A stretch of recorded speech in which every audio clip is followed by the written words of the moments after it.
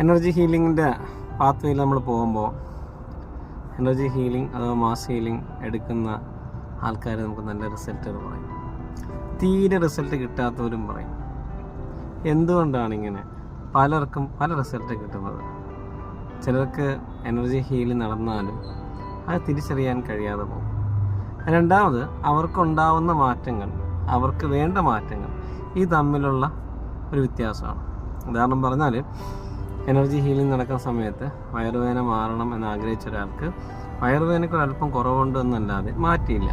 പക്ഷേ അതുവരെ അയാൾ അനുഭവിച്ചിരുന്ന ഉറക്കത്തിൻ്റെ ബുദ്ധിമുട്ടുകളും മറ്റു കാര്യങ്ങളും മാറിയതായിട്ട് എന്നോട് പറഞ്ഞു. അപ്പോൾ ശരീരത്തിനകത്ത് എനർജി ഹീലിംഗ് ചെയ്യുന്ന സമയത്ത് ശരീരത്തിന് ആവശ്യമായ ഏറ്റവും പ്രധാനമായ കാര്യങ്ങളാണ് ആദ്യം ശരീരം നന്നാക്കാം.